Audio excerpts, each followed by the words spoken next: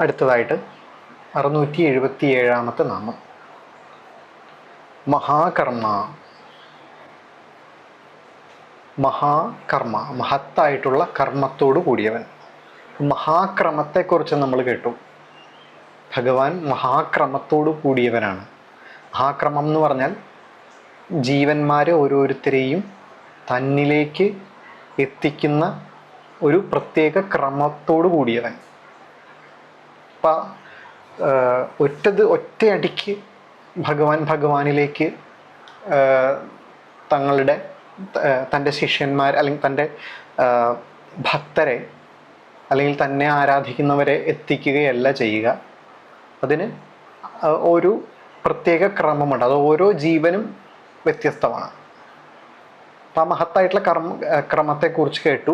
അടുത്ത നാമമാണ് മഹാകർമ്മ. മഹത്തായിട്ടുള്ള കർമ്മത്തോടു കൂടിയവനാണ് ഭഗവാൻ.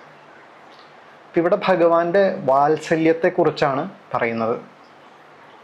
എല്ലായിടത്തും നിറഞ്ഞു നിൽക്കുന്ന, എല്ലായിടത്തും അകത്തും പുറത്തും വ്യാപിച്ചു നിൽക്കുന്ന, എപ്പോൾ വേണമെങ്കിലും എല്ലാത്തിനെയും നിയന്ത്രിക്കാൻ സാധിക്കുന്ന ആ ഭഗവാന്റെ വാത്സല്യത്തെക്കുറിച്ചാണ് പറയുന്നത് മഹാകർമ്മ എന്നുള്ള നാമം കൊണ്ട്.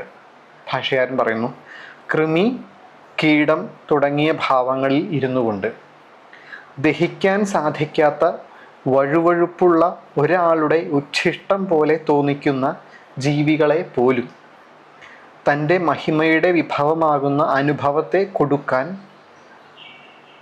തയ്യാറുള്ള അതിവിസ്മയകരമായ കർമ്മത്തോടു കൂടിയവനാണ് ഭഗവാൻ എന്നതിനാൽ മഹാകർമ്മ എന്ന് നാമം.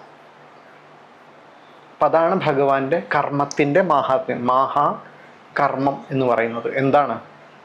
കൃമി, കീടം തുടങ്ങിയ ഭാവങ്ങളിൽ ഇരുന്നു കൊണ്ട് ദഹിക്കാൻ സാധിക്കാത്ത വഴുവഴുപ്പുള്ള ഒരാളുടെ ഉച്ഛിഷ്ടം പോലെ തോന്നിക്കുന്ന ജീവികളെ പോലും തൻ്റെ മഹിമയുടെ വിഭവമാകുന്ന അനുഭവത്തെ കൊടുക്കാൻ തയ്യാറായുള്ള അതിവിസ്മയകരമായ കർമ്മത്തോടു കൂടിയവനാണ് ഭഗവാൻ. അപ്പോൾ ഭഗവാന്റെ സൃഷ്ടിയിൽ ഒന്ന് മോശവും ഒന്ന് കേമവും ഒന്നില്ല, അങ്ങനെയൊന്നുമില്ല. ഭഗവാന്റെ കാഴ്ചപ്പാടിൽ നല്ലത്, ചീത്ത, ഹീനമായത്, ഉത്കൃഷ്ടമായത് അങ്ങനെയൊന്നുമില്ല. ഏത് കാര്യവും തൻ്റെ ഭാഗമാണ് ഭഗവാനെ സംബന്ധിച്ച്. അതുകൊണ്ട് തന്നെ തൻ്റെ ഭാഗമാണ് എന്നുള്ളത് കൊണ്ട് തന്നെ തൻ്റെ അനുഭവം അവയ്ക്കും കൊടുക്കാൻ ഭഗവാൻ സാധിക്കും. തൻ്റെ അനുഭവം എന്ന് പറയുന്നത്, ഭഗവാന്റെ അനുഭവം എന്ന് പറയുന്നത് സച്ചിദാനന്ദ അനുഭവമാണ്. ഏറ്റവും ഉയർന്ന നിലയിലുള്ള ആനന്ദമാണ് ഭഗവാന്റെ അനുഭവം. ആ അനുഭവം ഭഗവാന് കൊടുക്കാൻ, അത് കാണാൻ സൗന്ദര്യമുള്ളത്, ആകർഷകമായത്, അങ്ങനെ യാതൊരു തരത്തിലുള്ള മാനദണ്ഡവുമില്ല. ഇവിടെ ഏറ്റവും ചെറിയ കൃമീകീടം തുടങ്ങിയിട്ടുള്ള, അതായത് കൃമീകീടം തുടങ്ങിയിട്ടുള്ള ഭാവങ്ങൾ ഇരുന്നു കൊണ്ട് ദഹിക്കാൻ കഴിയാത്ത വഴുവഴുപ്പുള്ള ഒരാളുടെ ഉച്ഛിഷ്ടം പോലെ തോന്നിക്കുന്ന ജീവികളെ പോലും, അങ്ങനെയുള്ള ജീവികളുണ്ട്. നമുക്ക് കാണുമ്പോൾ ഒരു അറപ്പുളവാക്കുന്ന രീതിയിൽ ജുഗുപ്സാവഹമായിട്ടുള്ള ചില വസ്തുക്കളുണ്ട് ലോകത്ത്. പക്ഷെ ഇവിടെ ഭാഷ്യകാരൻ പറയാണ്, അങ്ങനെ മനുഷ്യൻ്റെ കണ്ണുകൾക്ക് ഏറ്റവും ജുഗുപ്സാവഹമായിട്ടുള്ള കാര്യങ്ങൾ പോലും ഭഗവാനെ സംബന്ധിച്ചിടത്തോളം ഏറ്റവും പ്രിയപ്പെട്ടതാണ് എന്നിവിടെ പറയുന്നു. കാരണം നമുക്ക് ഏറ്റവും പ്രിയപ്പെട്ട ഒരു വസ്തുവിന് മാത്രമേ നമുക്ക് നമ്മളുടേത് ആയിട്ടുള്ള ഏറ്റവും നല്ല കാര്യം കൊടുക്കാൻ സാധിക്കുള്ളൂ. നമുക്ക് ഏറ്റവും പ്രിയപ്പെട്ട ഒരാൾക്കാണ് നമ്മളുടെ ഏറ്റവും മൂല്യമായിട്ടുള്ള ഒരു വിഷയം നമുക്ക് കൊടുക്കാൻ തോന്നുക. അപ്പം ഭഗവാനെ സംബന്ധിച്ച് ഈ കൃമി, കീടം തുടങ്ങിയിട്ടുള്ളവർ ഏറ്റവും പ്രിയപ്പെട്ടവർ തന്നെയാണ്. അതുകൊണ്ടാണ് തൻ്റെ മഹിമയുടെ അനുഭവത്തെ കൊടുക്കാൻ ഭഗവാൻ തയ്യാറാകുന്നത്. ഭഗവാൻ അവരെ നമ്മൾ ഓരോരുത്തരും കാണുന്നത് പോലെ ഹീനമായിട്ടുള്ള ജീവികളാണവ എന്നാണ് കണ്ടിരുന്നത് എങ്കിൽ ഭഗവാന്റെ തന്നെ മഹിമയുടെ അനുഭവത്തെ കൊടുക്കാൻ ഭഗവാൻ തയ്യാറാവുകയില്ലായിരുന്നു. അതുകൊണ്ട് ഏറ്റവും താഴെ തട്ടിൽ ഉണ്ട്, താഴെ തട്ടിലുള്ള എന്ന് നമ്മൾ മനുഷ്യർ വിശ്വസിക്കുന്ന ജീവികൾക്ക് പോലും തൻ്റെ മഹിമയുടെ വിഭവമാകുന്ന അനുഭവത്തെ കൊടുക്കാൻ തയ്യാറായുള്ള അതിവിസ്മയകരമായ കർമ്മം. ഈ ഒരു കർമ്മം നമുക്ക് ഓരോരുത്തർക്കും സാധിക്കില്ല, അത് ഭഗവാന് മാത്രമേ സാധിക്കുള്ളൂ. അതിവിസ്മയകരമാണത്. കാരണം മോശമാണെന്ന് നമ്മൾ ചിന്തിക്കുന്ന ഒരു വസ്തുവിന്, ഒരു വ്യക്തിക്ക് അല്ലെങ്കിൽ ഒരു കാര്യത്തിന് നമ്മളുടെ ഏറ്റവും നല്ലത് കൊടുക്കുക എന്ന് പറയുന്നത് ഭഗവാന് മാത്രം സാധിക്കുന്നതാണ്. അത് ഭഗവാന്റെ വാത്സല്യമാണ്, ഭഗവാന്റെ ഏറ്റവും ഉത്കൃഷ്ടമായിട്ടുള്ള ഗുണമാണ്. അങ്ങനെ മഹത്തായിട്ടുള്ള കർമ്മത്തോടു കൂടിയവനാണ് ഭഗവാൻ. അതുകൊണ്ട് ഭഗവാന് മഹാകർമ്മ എന്ന് നാമം. അടുത്തത് 678 നാമം മഹാതേജാഹ. മഹത്തായിട്ടുള്ള തേജസ്സോടു കൂടിയവൻ, മഹത്തായിട്ടുള്ള പ്രകാശത്തോടു കൂടിയവൻ. ഭാഷകാരൻ പറയുന്നു, താമസിക സ്വഭാവമുള്ളവരുടെയും അനാദിയായ അവിദ്യയാകുന്ന തമസിനെ നശിപ്പിക്കാവുന്ന തേജപ്രഭാവം ഭഗവാനുണ്ട് എന്നതിനാൽ മഹാതേജാഹ എന്ന്. ഭഗവാൻ മഹാശക്തനാണ്. ഭഗവാന്റെ തന്നെ സ്വരൂപമാണ് പ്രകാശം, ഈശ്വര സ്വരൂപമാണ് പ്രകാശം, അതാണ് തേജസ്. അങ്ങനെ മഹത്തായിട്ടുള്ള തേജസ്സോടു കൂടിയവനാണ് ഭഗവാൻ. എന്താണ് ആ തേജസ്സിന്റെ പ്രത്യേകത? താമസിക സ്വഭാവമുള്ളവരുടെയും അനാദിയായ അവിദ്യയാകുന്ന തമസിനെ നശിപ്പിക്കാവുന്ന തേജപ്രഭാവം. തമോ ഗുണത്തിൽ പെട്ടുഴലുന്ന, തമോ ഗുണം എന്ന് പറഞ്ഞു കഴിഞ്ഞാൽ മടി, പ്രത്യേകിച്ച് ഒരു ക്രിയാത്മകമായിട്ടൊന്നും ചെയ്യാൻ തോന്നായിക, ഇതൊക്കെയാണ് തമോ ഗുണത്തിൻ്റെ പ്രത്യേകതകൾ. നിഷ്ക്രിയത. അങ്ങനെ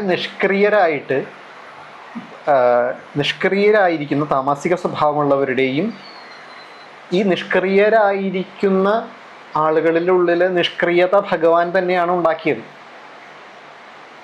അവരിൽ അനാദിയായ അവിദ്യയാകുന്ന തമസ്. അവിദ്യ എന്ന് പറയുന്നത് അനാദിയാണ്,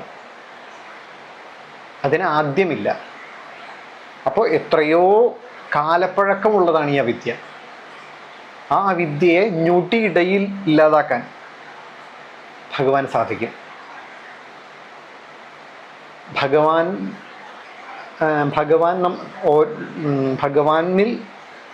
ഭഗവാൻ നമ്മളിൽ ഓരോരുത്തരിലും നിക്ഷിപ്തമാക്കിയിട്ടുള്ള കർമ്മങ്ങൾ ചെയ്യാൻ പോലും ഉള്ള മടി എന്ന് പറയുന്നത് തമോ ഗുണമാണ്. സ്വധർമ്മം അനുഷ്ഠിക്കാനുള്ള മടി. ആ മടി വരുന്നത് അവിദ്യയിൽ നിന്നാണ്, അനാദിയാകുന്ന അവിദ്യയിൽ നിന്നാണ്. വേണ്ടത്ര മോട്ടിവേഷൻ ഇല്ലായ്മ. അങ്ങനെ അനാദിയാകുന്ന ആ അവിദ്യയെ ഞൊടിയിടയിൽ ഇല്ലാതാക്കാൻ ഭഗവാൻ സാധിക്കും. അത്രയും തേജപ്രഭാവം, അത്രയും പ്രകാശ പ്രഭാവം ഭഗവാനുണ്ട്. അതുകൊണ്ട് ഭഗവാന് മഹാതേജാഹ എന്ന് നാമം. മഹാതേജസ്സോടു കൂടിയവൻ. അടുത്തത് 679 നാമം മഹോരഗഃ. ഉരഗഃ, മഹോരഗഃ. ഭാഷകാരൻ പറയുന്നു, മഹോരഗൻ എന്നുള്ള വാക്കിൻ്റെ അർത്ഥം പറയുന്നു, ഏറ്റവും മഹത്തായ ഭഗവാൻ ഏറ്റവും ലഘുവായ കണങ്ങളിൽ എപ്രകാരമാണ് പ്രവേശിക്കുന്നത്? മറ്റ് വിഷയങ്ങളെ പോലെ തന്നെ ഇന്ദ്രിയങ്ങളിലൂടെ അവയുടെ അകത്ത് പ്രവേശിക്കുന്നതിനാൽ മഹോരഗ എന്ന് നാമം. ഉര എന്ന ശബ്ദത്തിന് നെഞ്ച് എന്നർത്ഥം. അത് ഹൃദയത്തെ സൂചിപ്പിക്കുന്നതാണ്. അതിലൂടെ അവയുടെ അകത്ത് പ്രവേശിക്കുന്നു എന്നർത്ഥം. മഹത്തായിട്ടുള്ള ഉരസ്സിൽ ഗമിച്ചവൻ. മഹത്തായിട്ടുള്ള ഉരസ്സിൽ ഗമിച്ചവനാണ് മഹോരഗൻ. അങ്ങനെയാണ് മഹോരഗൻ എന്നുള്ള വാക്കിൻ്റെ അർത്ഥം ഇവിടെ പറയുന്നത്. മഹത്തായിട്ടുള്ള ഉരസ്. ഉരസ് എന്ന് പറഞ്ഞാൽ മാറിടം, നെഞ്ച് എന്നൊക്കെയാണ് അർത്ഥം. മാറിടം, നെഞ്ച് എന്ന് പറയുന്നത് ഹൃദയത്തെ സൂചിപ്പിക്കുന്നതാണ്. അപ്പോൾ മഹത്തായിട്ടുള്ള ഹൃദയത്തിൽ ഗമിച്ചിരിക്കുന്നവൻ. ഏറ്റവും മഹത്തായ ഭഗവാൻ ഏറ്റവും ലഘുവായ കണങ്ങളിൽ എപ്രകാരമാണ് പ്രവേശിക്കുന്നത്? വിശ്വപ്രവേശനെ, വിഷ്ണു എന്നുള്ള നാമത്തിൻ്റെ അർത്ഥം എന്ന് പറയുന്നത് പ്രവേശിച്ചിരിക്കുന്നവൻ എന്നാണ്. ഈ ലോകത്തിലുള്ള ഏറ്റവും സൂക്ഷ്മമായിട്ടുള്ള കണങ്ങളുടെ പോലും ഉള്ളിൽ പ്രവേശിച്ചിരിക്കുന്നവനാണ് ഭഗവാൻ. അതെപ്രകാരമാണ്? മറ്റ് വിഷയങ്ങളെ പോലെ തന്നെ ഇന്ദ്രിയങ്ങളിലൂടെ അവയുടെ അകത്ത് പ്രവേശിക്കുന്നതിനാൽ മഹോരഗ എന്ന് നാമം. ഈ ലോകത്ത് ഏറ്റവും സൂക്ഷ്മാതിസൂക്ഷ്മമായിട്ടുള്ള വിഷയങ്ങളുടെ ഉള്ളിൽ പോലും ഭഗവാൻ പ്രവേശിച്ചിരിക്കുന്നു. എങ്ങനെ?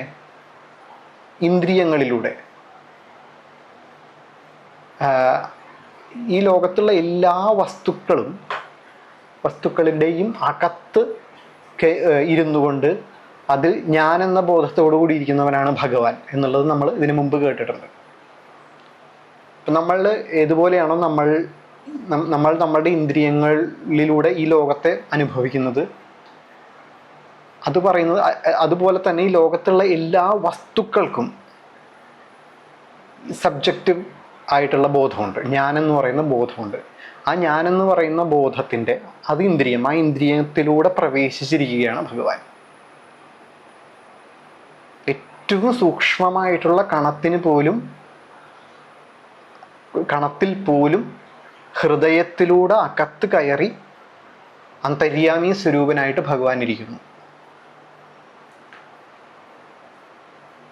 അതായത് ഈ ലോകത്തുള്ള എല്ലാത്തിൻ്റെയും അകത്ത് കയറി ഭഗവാൻ അവരുടെ ഹൃദയത്തിൽ നിലനിൽക്കുന്നു. ഈശ്വര സർവഭൂതാനാം ഹൃദയസി അർജുന തിഷ്ഠവി എന്ന് ഗീതയിൽ പറയുന്നു. ഹൃദയത്തിൽ കേന്ദ്രസ്ഥാനത്ത് ഇരിക്കുന്നു. അപ്പോൾ ഉരസ് ശബ്ദത്തിന് ഹൃദയം എന്നാണ് അർത്ഥം. മഹത്തായിട്ടുള്ള ഹൃദയത്തിൽ ഗമിച്ചിരിക്കുന്നവൻ, മഹത്തായിട്ടുള്ള ഹൃദയത്തിൽ പ്രവേശിച്ചിരിക്കുന്നവൻ എന്നുള്ള അർത്ഥത്തിൽ മഹോരഗ എന്ന് നാമം.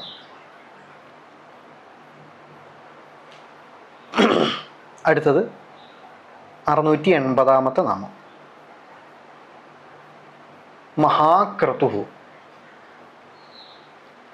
മഹത്തായിട്ടുള്ള ക്രതു, അത് ഭഗവാനാണ്. ക്രതു എന്ന് പറഞ്ഞാൽ യാഗം, ആരാധന എന്നൊക്കെയാണ് അർത്ഥം. പൂജ, ഇതൊക്കെയാണ് ക്രതു എന്നുള്ള വാക്കിന് അർത്ഥം. യാഗം എന്നാണ്, യാഗം, യജ്ഞം, ഇതൊക്കെയാണ് അർത്ഥം. അപ്പം ഈശ്വരീയമായിട്ടുള്ള ഏത് യജ്ഞവും യാഗവും ഏത് ആരാധനാ രീതിയും ക്രതുവാണ്. മഹാക്രതു. ഭാഷകാരൻ പറയുന്നു, യാതൊരാളെയാണോ ധനം കൊണ്ടോ വിഭവങ്ങളെ കൊണ്ടോ വസ്തുക്കളെ കൊണ്ടോ മറ്റ് ഭൂഷണങ്ങളെ കൊണ്ടോ സന്തോഷിപ്പിക്കാൻ സാധിക്കാത്തത്, കേവലം ശുദ്ധഹൃദയം കൊണ്ട് മാത്രം സന്തോഷിപ്പിക്കാൻ സാധിക്കുന്നത്, അങ്ങനെയുള്ള ഈശ്വരനെ എന്തുകൊണ്ട് പ്രസന്നനാക്കിക്കൂടാ? യോന വിത്തൈർന്ന വിഭവൈഹി ന വാസോഭിർന്ന ഭൂഷണൈഹി തോഷ്യത്തെ ഹൃദയേനൈവ കസ്തമീശം ന തോഷയേത്. മഹത്തായിട്ടുള്ള എന്നാൽ സർവസുകരമായിട്ടുള്ള ആരാധനയാണ് ഭഗവാന്റേത് എന്നതിനാൽ മഹാക്രതുഹു എന്ന് നാമം. ആഗമശാസ്ത്രത്തിൽ പറഞ്ഞിരിക്കുന്നതായ സമർപ്പണം മുതലായ സംസ്കാരങ്ങളാൽ ആരാധിക്കപ്പെടുന്നത് കൊണ്ട്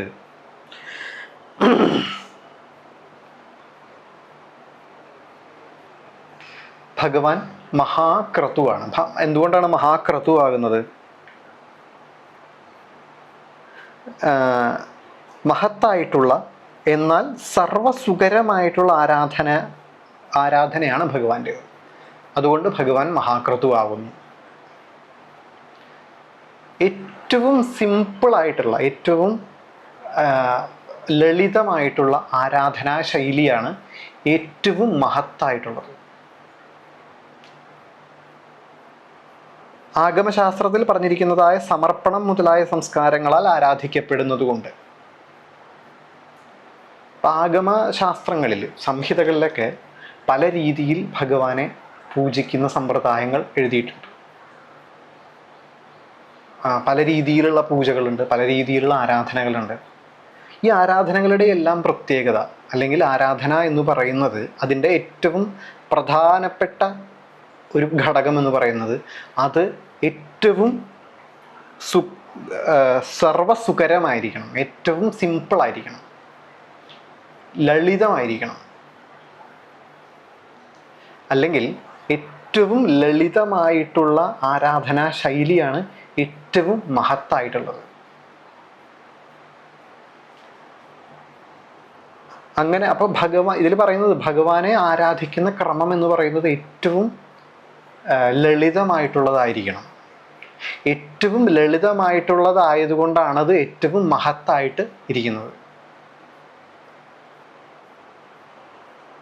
അങ്ങനെയുള്ള ഏറ്റവും ലളിതമായിട്ടുള്ള ആരാധനാ ശൈലിയോട് കൂടിയവനാണ് ഭഗവാൻ. അതുകൊണ്ട് മഹാക്രതുഹു എന്ന് നാമം.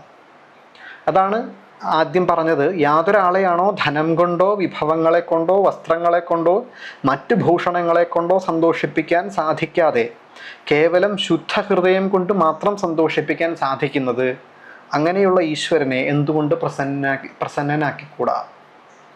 ഈ പറയുന്ന ധനം ഉപയോഗിച്ചും പലതരത്തിലുള്ള വിഭവങ്ങൾ ഉപയോഗിച്ചും പലതരത്തിലുള്ള ഉപചാരങ്ങൾ കൊണ്ടും ഒക്കെ പൂജകൾ ചെയ്യാം.